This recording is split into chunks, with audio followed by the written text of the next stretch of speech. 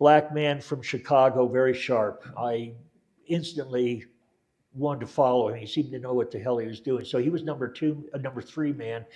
The 4th man was the M79 grenade launcher man. It looks like an elephant gun, and it shoots grenades. So he was the 4th one. The next, then we had 3 riflemen, which means they were loaded with M16s, cross bandoliers, and Frito Bandito stuff, and all that sort of thing. And then the next man was another M79 man with the elephant-looking gun. And the last man was the noofer, which was me. So the noofer, I was designated as a noofer, or otherwise known as the asshole of the file, which was fine for me because, one, I was new, and the other thing is I wasn't so sure I wanted to see what was out front, because that's what the point man sees. And the other thing is I had noticed, or I thought I had noticed, that I saw troops walking around with their safety off, safe on their weapons, and that really bugged me. I was always a studious goody type where if the instructor says, keep your weapon on safe, that's what I did. And I thought, well, all I have to do is trip on a wait a minute vine, they're going to shoot their buddy. Well, did that happen? No. Were the weapons off safe? Yes. Okay. So now we get started, and we're going on the trail. This is day number 1. We're doing 3.5. And so after the green and the filing up, the next thing, how are we doing on time? Okay, I'm trying to pick up the pace here, otherwise the boss will pink slip me here. All right, so then we're going down the trail here, and we're along a river, very deep ravine, very thick jungle. And the first thing, or the second thing, after noticing, excuse me, the color, take one here, was the heat. I dislike heat. So I'm a northern kid growing up in the Northeast, ice skating on frozen lakes, playing ice hockey on frozen swamps, skiing in Vermont and upper New York. I don't like heat. So this heat was oppressive beyond scale. I knew it was over 100 and I was sweating. So each of us had a high-speed Rambo rucksack here, and this is what it is. So we all had canteens. We all had 4. And we all had the same thing. And so we had 4 canteens, and they were all filled to the brim with water. So I was guzzling, and I was sweating like crazy. So the breaks were approximately every 50 minutes. That's when we stopped, and the LT calls in for the sit rep. And so you light up your smokes, and then you drink, and then after 5 or 10 minutes, then we move on again. So finally, during the course of the morning, I conjured up enough courage as the noofer to walk all the way up the line. Everybody was probably 40, 70 feet between each person, each soldier. So I went all the way up to the file to the LT, and during the break, he'd called in the sit rep, and I said, sir, may I have some Halzone tablets or iodine tablets, please? Because I was drinking like crazy. And he looked at me. It was the look of, say, Santa Claus. The kid finds Santa Claus putting coal in his stocking. That's the look he gave me. And he said to me, we don't have any. Well, I'm a college educated. I thought, let's see, this is the most fighting country in the world. World War IV, I considered Korea 3, so Vietnam must be World War IV. And I don't have, freaking water purification tabs. And if you ever looked at the water, you don't have to look at it. You wouldn't drink it if you're dying, so you need something. So what happened was I went back and we started up again, and I came up, I invented a little dweeby, fuddy-duddy way of drinking because I was drinking. And I found my girlfriend had given me a bag of salt tabs, so I was chewing on those like a mad hatter. So then I figured out, I'd be college educated. So what are we going to do here? Because I'm going to knock off these things before the day's out. So I figured out this is what I'm going to do. So I took the cap of the water canteen and I poured it in real, like some London person drinking high tea. And I go, and that's all I'd give myself because I knew I was going to run out. This is very critical to me. So then back to our break time every 50 minutes. So here's another important point. This is point 3 of the first day. We've probably all heard the word or the term land leeches, and it's just a word. It doesn't mean anything except when you're there. So land leaches. So you're sitting there on your break on the ground, on a log, on a stump, on a rock, whatever, taking your 10-minute break, drinking your water, lighting up your smoke. Most people smoked then, I did. And so when I looked around, I saw the land leeches, and they look like inchworms, and they're green, they're skinny, and they look innocuous when when they're not engorged with blood. They're innocuous. And what they do is they go like this, vertical, and then their head goes like this. I don't know if you can see that far. And they come at you. Imagine Michael Jackson doing the moonwalk forward. So they do the moonwalk forward like this, bobbing and weaving. What they're doing is they're sniffing your ammonia, because that's what you give off when you're sweating like a moose. And so they sniff your ammonia. Now, everybody had their pants cinched around their boots and everything, and anything you could close up, you would, but it didn't do any good. The land leeches would get into you irrespective of whatever the hell you did. So here's the rub. So on the breaks, you had to check yourself for the land leeches. And the question is, well, where do you look? Well, the obvious place, your private parts, because that's where they go. So you look at your private parts and you try to dislodge the leeches there. You didn't even see them come, hear them come, feel them coming unless you're sitting. So they're hanging on your private parts and they're taking blood without your permission. And you try to dislodge them. So the point is, if you could not dislodge them, then you call your buddy. And your buddy comes over, and because you can't reach all private parts, and he has cigarette that he's smoking or bug juice. If he has a cigarette smoking, he tweaks the land leech on your private part, and he goes, and there it goes. Or if he's not smoking, he puts bug juice and he stings the leech off your private part, and then he stings you. So you have your option. You want your private part singed, or do you want it stung? So there you go, your option. All right. So the next point is, after that, we're going along, and let's skip some stuff. We'll go towards nightfall. So as I mentioned, your day, probably your business is about 12 hours, but you're going to do 10 hours of business and 2 hours of setting up. So when it came time to set up what's called the NDP, which is night defensive position, which means that you form a configuration of a donut in the jungle, wherever all the troops are in a circle and you're facing out and your feet are in, and you set up your hooch. Now your hooch is a poncho which looks like this, and it's rectangular, and there are 4 grommets, and on each grommet you have a guy line. So, thank you. So the 4 guy lines tie onto 4 trees, and then you have your hoodie, which is in the middle there, and then you have a guy line you tie onto your hoodie. So you got 4 guy lines tied to 4 trees, and the hoodie's up, and the profile is very low, like maybe 18 inches off the ground. Thank you, that'll do. Okay, so that's your hooch. That's your night for your hotel suite there. And then when you sleep, you have what's called a poncho liner, and you wrap yourself in this so you can sleep. And you're thinking to me, well, you're in the jungle, it's over 100 degrees. Why the hell would you need a poncho liner wrap up? Well, some days were actually 120, and then it goes down to 80 at night, so that's a spread of 40 degrees. So you're shivering even though you're in the middle of a jungle. So that's what the poncho liners for. So each person had guard twice a night, and you're in a circle and you tap off your buddy and it goes all the way around. Now, that's that. So the next point is it's getting towards dark. We've got maybe a 2-hour window there, and so it's time for chow. I had cultural shock every day for the first 3 or 4 or 5 days. I could not believe anything I was seeing, so I'm just going to tell you one. So everybody had C rations. C rations are in cans. And I was trying to bring the can opener thing. It's called a P38. I don't know where the hell it went, but all these years I lose stuff. But anyway, everybody had a D-ring, and the P38 hung off that. If you had a D-ring with a P38 hanging off that, and a church key, and a penknife, that was called a B52. But anyway, with your P38, you'd open your can of C-Rats, let's say maybe 3/4 the way around, leaving the lid on, and you bend the lid back like this.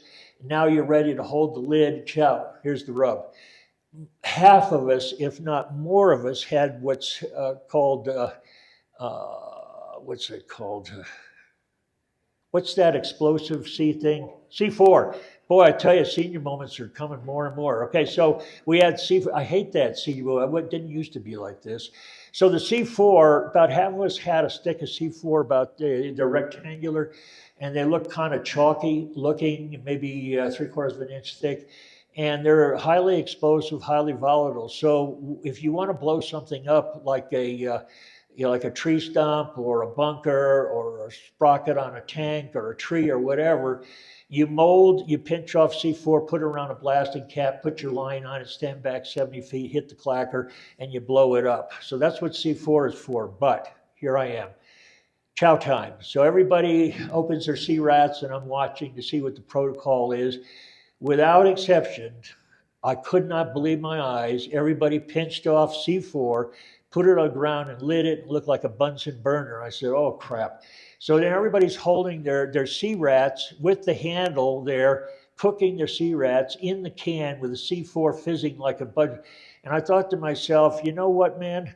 And I didn't say anything because I'm the new kid. You keep your mouth shut. So I was thinking, well, then you drop your C4 can, and then the compression there, it's going to blow off the arm of the guy eating his chow and his buddy next door and his guts. This is not a good scene. But that's what everybody did without exception. Did it happen? No. But that's what it looked like. Okay, after that, we have just dusk. It was very short.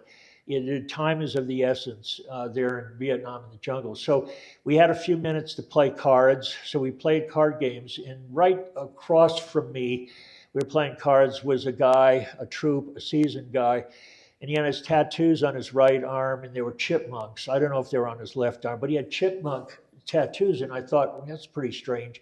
Who would get chipmunk tattoos on their arms? I was thinking, well, maybe your dad called you chipmunk when you were little. Cute. Set back a little bit, not playing cards, was Tong, Thong. He was the Chu Hoi. He was the designated Chu Hoi, but he didn't play cards. Tong, just a little bit, a quickie here. Tong, a lot of words come from the throat and go up, so it's Tong, like that. And so he wasn't playing cards, but I could see he was interested. So the night came, and as the guard duty went around the circle, then we'd pass the starlight scope along, and I'll get into that in January. So sometime in the night, not too long into the night, I started hearing the shrieking of ordnance rounds just tearing the fabric of the air. It sounded like, and it was on our right flank, left flank, it sounded like Superman with an afterburner up his ass. And these were coming in on right flank, left flank, and I turned to the guy next to me, and again, I'm the new kid on the block. I said, what's going on? And he said, that's H&I program. I'd never heard that before. H&I program is where the LT calls in for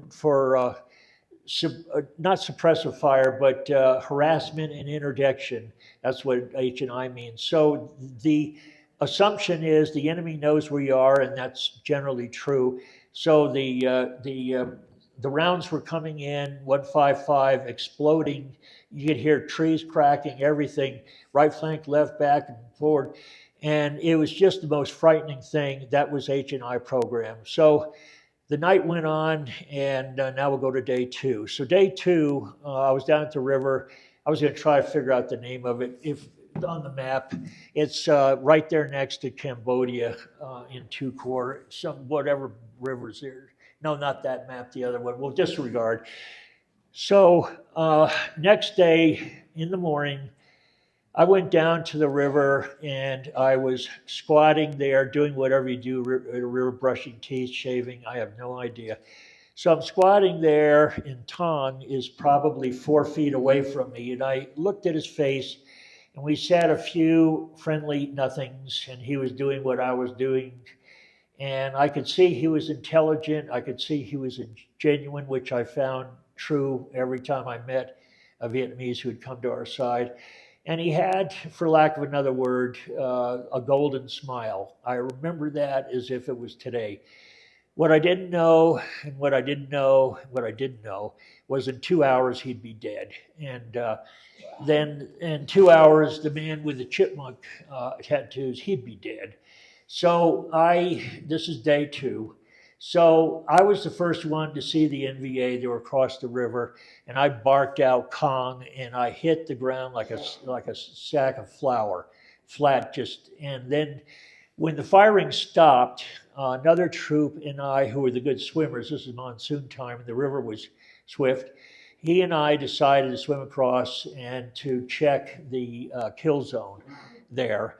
And so he and I swam across the river. And when I stepped up on the sandbank there, at my feet, I saw my first KIA, and he was NVA, and I was transfixed for a couple of moments there. I was transfixed. I looked at his face, and what I saw was, I thought to myself, I don't feel a demonized enemy in this guy. I didn't feel that at all. What I did feel was, here's a parent.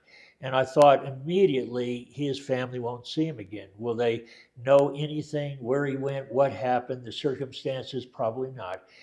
And then I looked at him in those few brief moments, whether it was 1 second or a minute and a half, I have no clue. And I looked at his uniform, and I thought the enemies wore green, but they weren't. They're kind of wheat-colored, khaki-looking, very plain and simple. They weren't high-speed like ours here. This is called jungle fatigues. It's called ripstock, high-speed Rambo stuff. And then, I looked at his rucksack, which was canvas, and I couldn't believe it. And ours are, Rambo high-speed canvas, 4 canteens and stuff that dangles off, and, compass and D-ring and all kinds of stuff, C4, and he didn't have that. But what I did see was his rucksack where the bullet holes were, the rice was spilling out a little bit at a time, and I watched the rice spilling out. And then I looked at his helmet, and they're called pith helmets. And I looked at that thing, and I thought to myself, this damn thing wouldn't stop a gnat, let alone a live round. That's exactly what I thought. And I thought, holy crap. So then I looked down again, and then his feet, and he was wearing sandals. And here we wore high-speed, jungle combat boots that supposedly breathe, and he was wearing these. These are made out of truck tires, and we call them Ho Chi Minh sandals. So that's what he was wearing, and so that was that. So the day proceeded on, and the day two, and I'll just kind of end up here on day two. I remember that day, for the first time, I saw what I'll call way stations, and I've never heard anybody here talk about those. Way stations look like hooches on stilts, and it looks like something out of a Warner Brothers Hollywood Tarzan flick. So they're very thick, maybe bamboo stilts for them, then a wooden ladder, and they look like rattan going around. So these were way stations for what's called OP and LP. LP means listening post at night. OP means observation post during the daytime. So that's what they were. When you found one of those way stations, and then there was a network through the jungle. This is how they communicated, foot. And you would find maybe a pot burning or something like that with rice or tea or something like that. And the enemy, by the time you got there, would have Didi-Mao'd the AO. Now, if you don't remember that, Didi-Mao, that means get the hell out of here, and AO means area of operation. So they would Didi-Mao the AO, and you'd check their stuff, and then you'd go on. All right, so that's what, day two. We're going to go day three, and then half, and we're done. So day three was resupply day, and we'll also call it hygiene day. So let's hit hygiene first. So you think, how can you proceed through the jungle? And I missed a couple points here. How do you know when time and distance are irrelevant? And that's what it is. Time and distance are irrelevant. How do you know what day is what day? You do only once a week. So all of us took malaria pills. They're little white ones every day, and those were personal ones. And then on Monday, the LT would pass around the very large orange ones. So when you got an orange pill for your malaria prophylaxis, then you knew it was Monday. So that you knew that. And another thing too that I skipped over from back to day one, I'm going to jump back. I heard for the first time let's call it a catchphrase platitude that I never heard before on that first day, and that was when your time's up or when your number's up. And so if you wear your flak vest or you don't, or you jump foxhole, if your time's up, you will not return home. And we were young people talking about mortality already. So I forgot those 2 points right there. Okay, I'm going to wrap it up here. Okay, I got the wrap up signal. Okay, so on day 3 was resupply. The way that works is the chopper would be called into a clearing in the jungle. It would come down maybe, let's say, 8 or 9 feet above the ground. And then as the chopper hovered there for just moments, out came the canisters of water, then out came the ammunition, and then out came the sea rats, and then out came a great big sack full of fresh uniforms. So real quickly here, and I got a minute, and then I'm going to wrap it up because otherwise you'll pink slip me here. So then what happens is all that stuff is handed down by the crew. We immediately distributed the ammunition within just moments. And then while people were filling up their canteens with water, and then the sea rats, you grab those to barter later on, and then the uniforms. So the uniforms, we dump it out of the sack, everybody strips down, and you grab a uniform that looks like it might fit you. The uniform was anything. It could be the 5th Mech, it could be the 9th Infantry Division, it could be Screaming Eagles, whatever was there. If it looked like you put it on, you threw your nasty, grimy, grody uniforms into the sack, heaved it up, and the water canteen, everything else, and the chopper was in and out of there in maybe 4 minutes, if that. Okay, and then that night, we're still wrapping it up here, the monsoon had picked up. We have a member here who flew Air Force, and he actually confessed to seeding the clouds. Well, he must have been seeding it on me on that day, because then the monsoon picked up. Everything was mucky mushy. We're down the ravine, and we're trying to get out to what's called the military crest of the hill, which means just below the top. So we're going up through the mucky muck, very arduous. You can hardly move at all. Night's falling, and so we're on the slope, very steep, and we had to put up our hooches. The black guy with the machine gun had a machine gun, so he built a lean-to, and so his feet were hanging off the side, and I didn't have anything. So I found 2 saplings, set up my, my poncho around the saplings, and I put each one under my arm and clasped my hands for the whole night so I wouldn't roll down in the muck down this very steep slope. And so that's what I did in the morning. I hit the poncho so all the water flew out, pulled the poncho back and looked up at the triple canopy jungle, and I call it the cloud forest because the mist hung right on the very top layer. And I watched there trying to wake up as a very dark monkey was doing the trapeze thing, back and forth, not back and forth, forward. And I thought, you son of a gun, you're up there swinging around, having a good time, and I'm here mucking. Okay, here's the half day. Can I do that? Yep. Okay, half day is, let's go. The half day will be probably the end of my 2+ months. And we were in a place they called VC Valley. I don't know if it was VC Valley, but that's what they called it. Real quick here. So my partner was putting up his hooch. I was digging the foxhole. And then when his hooch was up, then it was time for me to do my hooch. So I saw a tree about 4 feet up was a Y. So one trunk went one way, the other trunk went the other way. And I thought, this is cool. I'm going to take my poncho, tie it on one trunk and then the other. And then I got that done. So I reached around the trunk on the right, cinched up my guy line there for my poncho, stood back, and right then and there, tree-born, 2 bamboo vipers came around, and they're making my eye contact. I went into brain lock. I went into inertia. I was hyperventilating. My brain was brain locked. And so my partner, who had just put up his hooch, happened to have a machete. So he did the very deft whack whack. And some of these kids were so good. If I could have, I would have kissed his ass. So that was a close call. And right here, and this is the end, and I promise it is the end. So that night or another night, I don't remember, we had another troop and I had LP. LP means listening post, which means that we had the donut NDP, night defensive position, and the LP people to a duo goes out and say to 10th of a mile, sets up with the radio at what's called the avenue of approach. So we guesstimate what might be the approach of the enemy. That's where we got a call on the phone. He had it, and he says, "Hey man, the 10th Cavalry, Buffalo soldiers, they need a Spec 4 to transfer out of here into Armored Cavalry." I said, "Give him my name and Soch, I'll do anything."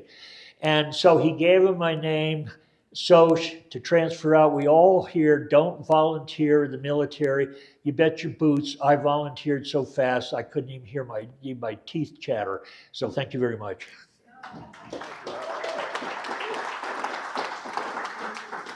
And then the 4th Infantry was withdrawn from Vietnam, and Robert started his second tour in the cavalry. So anybody have any questions for Robert?